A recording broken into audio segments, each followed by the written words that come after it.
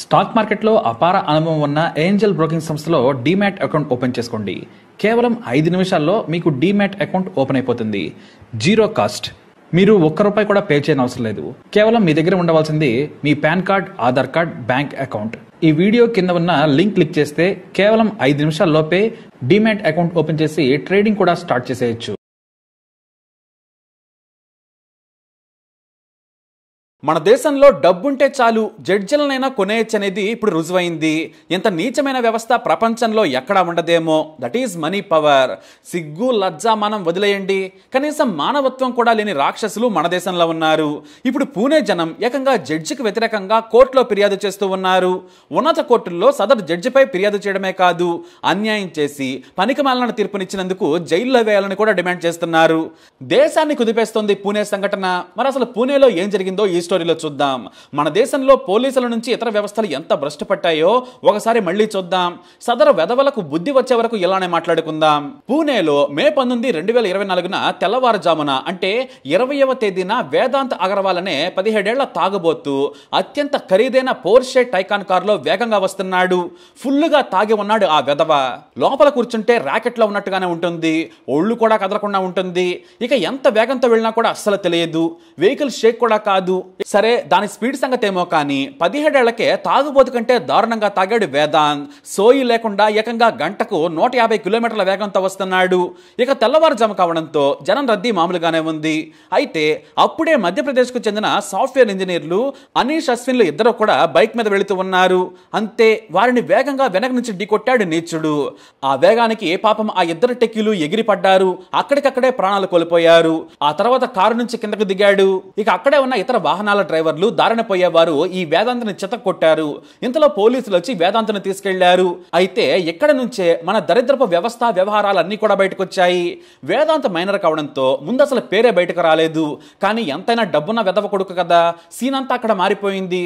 సోయి లేకుండా ఫుల్లుగా తాగినా కూడా అసలు ఆల్కహాల్ తాగలేదని నెగిటివ్ రిపోర్ట్ వచ్చేసింది. ఆ తర్వాత కోర్టులో ప్రవేశపెట్టగా అక్కడ అద్భుతమైన సీన్ ఆవిష్కృతమైంది.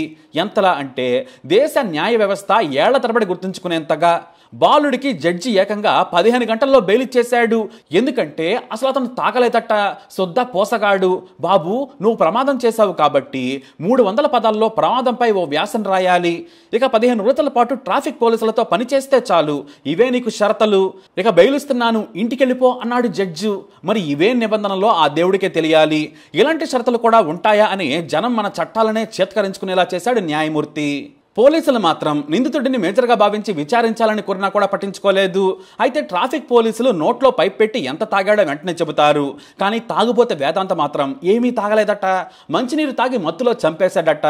ఇదే వెరైటీ ఇక్కడ. మరోవైపు అనీష్ మృతదేహం ఒక అంబులెన్స్లో, అశ్విని మృతదేహం మరో అంబులెన్స్లో నిర్జీవంగా పడి ఉంటే వారిని చూసి కన్నీరు మున్నీరవుతున్న తల్లిదండ్రులు, బంధువులను ఓదార్చడం ఎవరి వల్ల కాలేదు. చిన్నప్పటి నుంచి కష్టపడి చదివించారు వారి తల్లిదండ్రులు. ఒక తాగుబోతు టెర్రరిస్ట్ కంటే దారుణంగా వచ్చి 2 ప్రాణాలు బలికొన్నాడు. కానీ ఒకవైపు పోస్ట్ మార్టం కూడా పూర్తి కాకముందే జడ్జి వాడికి బెయిల్ ఇచ్చాడంతే. దీనిపై యావత్ దేశం బొగ్గమంది. ఇటు బాధిత తల్లిదండ్రులు ఒకవైపు ఏడుస్తుంటే, న్యాయమూర్తి మాత్రం ఇద్దరిని చంపినా కూడా బెయిల్ ఇచ్చి చిల్లర కండిషన్లో పెట్టారని ఫైర్ అయ్యారు. మేము న్యాయం కోసం ఎంత దూరమైనా వెళతాం.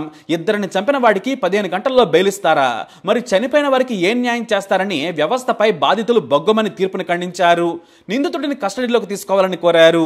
అయినా కూడా మొదట ఎవరూ పట్టించుకోలేదు. కానీ సోషల్ మీడియాలో దీనిపై సామాన్యులు, జర్నలిస్టులు తీవ్రంగా స్పందించారు. అసలు ఇదేం తీర్పు, ఇదేం న్యాయం? మొత్తం వ్యవస్థే కరప్ట్ అయిందని సీరియస్ అయ్యారు. ఇంతలో ఖరీదైన బార్లో వేదాంత్ తన స్నేహితులతో ఆల్కహాల్ తాగుతున్న వీడియో బయటకొచ్చింది. సోషల్ మీడియాలో ఈ న్యూస్ వైరల్ గా మారింది. క్లియర్ గా ఆల్కహాల్ తాగుతుంటే నెగిటివ్ రిపోర్ట్ వచ్చిందని కోర్టులో చెబుతారా అంటూ పోలీసులను ఏకిపారేశారు జనం. ప్రజలకు కోపం వస్తే ఎలా ఉంటుందో మొదటిసారి పూణే పోలీసులు చూశారు. ఉదయాన్నే మృతులైన అశ్విని, అనీష్ కుటుంబాలకు మద్దతుగా రోడ్ల మీదకు వచ్చేశారు జనం. ఆ తర్వాత పోలీస్ స్టేషన్ దగ్గరకు చేరుకున్నారు. సోషల్ మీడియాలో అయితే న్యాయ వ్యవస్థే కాదు, మొత్తం సిస్టమ్ కరప్ట్ అయిపోయింది, ఇది చెత్త వ్యవస్థ, ఇలాంటి సమాజంలో మనం బ్రతుకుతున్నాం, వీళ్లకు జీతాలు ఇచ్చేందుకు మనం కష్టపడి పని చేస్తున్నాం తూ అంటూ జనం ఫైర్ అయ్యారు. ఎందుకంటే వేదాంత్ అగర్వాల్ తండ్రి పెద్ద వ్యాపారవేత్త. ఇతనికి బ్రహ్మ రియాలిటీ అనే కంపెనీ ఉంది. కోట్లు సంపాదించాడు. కొడుకుని వెధవన చేశాడు.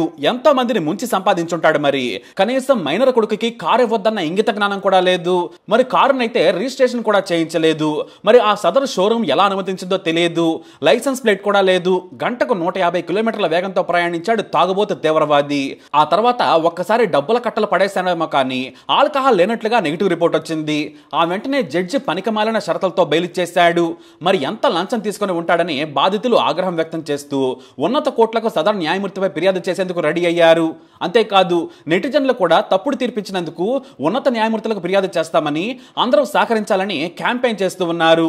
ఇక్కడ చాలా తప్పులున్నాయి. మైనర్కు కారు ఇవ్వడం తండ్రి తప్పు. రిజిస్ట్రేషన్ లేకుండా కారును బయటకు పంపడం షోరూమ్ తప్పు. కనీసం టెంపరీ నెంబర్ కూడా లేదు. అంతలా పని చేస్తున్నారు. ఇక రోడ్ల మీద తిరుగుతుంటే ట్రాఫిక్ పోలీసులు అసలు ఏం చేస్తున్నారు?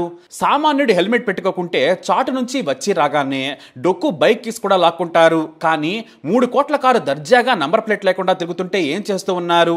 వాళ్లే ఆపి ఉంటే ఈ ప్రమాదం జరిగేది కాదు. ఇక మరొకటి, అన్నిటికంటే ఇంటర్మీడియట్ పాస్ అయ్యామని ఈ మైనర్లంతా పార్టీ చేసుకుంటున్నారు. ఒకటి కాదు 2 బార్లలో మద్యం తాగారు. వారికి మద్యం సర్వ్ చేసిన ఆ బార్ యజమానులది తప్పు. వారే నిజంగా నిబంధనలను పాటించి ఉంటే ఈ ప్రమాదం జరిగేది కాదు.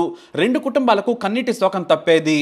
ఇక సరిగ్గా వెంటనే ఆల్కహాల్ పర్సంటేజ్ టెస్ట్ చేసి నిజాయితీగా కోర్టు ముందు పోలీసులు ప్రవేశపెడితే నిందితుడికి బెయిల్ వచ్చేది కాదు.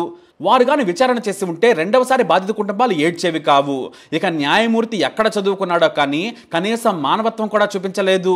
2 మనుషులను దారుణంగా హత్య చేస్తే 300 పదాలతో వ్యాసం రాయాలట. 15 రోజులు ట్రాఫిక్ పోలీసులతో పనిచేస్తే సరిపోతుందట. అసలు ఏ చట్టంలో ఉంది హంతకుడిని ఎలా వదిలేయాలని? స్కూల్లో మార్కులు తక్కువ వచ్చినా అతిగా అలర్ట్ చేసినా ముడ్డి మీద తంతారు. మరి అలాంటి శిక్ష కూడా 2 చంపినా వేయలేదని బాధితులు ఆగ్రహం వ్యక్తం చేస్తున్నారు. ఇప్పుడు దేశవ్యాప్తంగా నిరసన వ్యక్తం కావడంతో పూణే పోలీస్ కమిషనర్ రంగంలోకి దిగారు.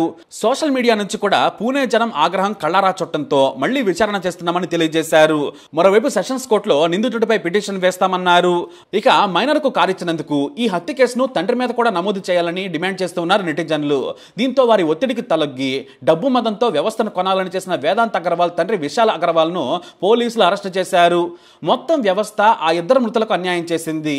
అశ్విని, అనీష్ మీ వెంట మేమున్నాం, ఈ తప్పుడు వ్యవస్థతో పోరాడతామంటూ నెటిజన్లు ఆ అభాగ్యుల ఆత్మకు శాంతి చేకూరాలని పోస్టులు పెడుతూ ఉన్నారు. మరి మొత్తంగా డబ్బు వ్యవస్థనే మార్చేసింది. మరి నెగిటివ్ రిపోర్ట్ ఇచ్చినందుకు పోలీసులు ఎంత తీసుకుని ఉంటారు? అలాగే ఆ జడ్జి ఎంత తీసుకుని ఉంటాడు? మీ అభిప్రాయాన్ని కమెంట్ ద్వారా తెలియజేయండి. ఈ వీడియో అప్డేట్స్ కోసం మై ఛానల్ ఫాలో అవ్వండి. అలాగే తప్పకుండా సబ్స్క్రైబ్ చేసుకోండి.